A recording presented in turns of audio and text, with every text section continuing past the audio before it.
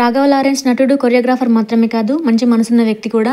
Lawrence charitable trust ద్వారా ఎన్నో మంచి పనులు చేశాడు. సోషల్ మీడియా వేదికగా ఆదుకోమని అర్థించిన ఎందరికో ఆపన్నహస్తం అందించాడు. తాజాగా ఈయన ఓ వ్యక్తిని కలుసుకోవాలని ఉబలాటపడుతున్నాడు. విక్రమార్కుడు సినిమాలో చైల్డ్ ఆర్టిస్ట్గా నటించిన రవితేజ రాథోడ్ను కొన్నేళ్ల కిందట లారెన్స్ దత్తత తీసుకున్నాడు.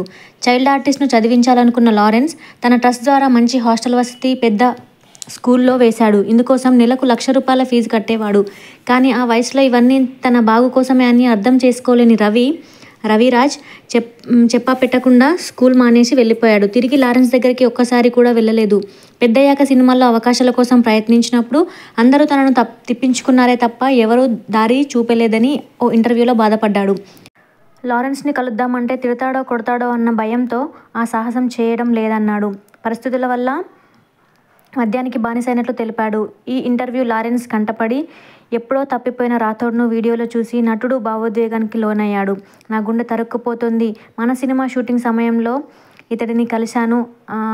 తనను స్కూల్లో చేర్పించాను. ఆ సంవత్సరం తర్వాత అతడు బడి మానేసినట్లు తెలిసింది. అప్పటి నుంచి కనిపించకుండా పోయాడు.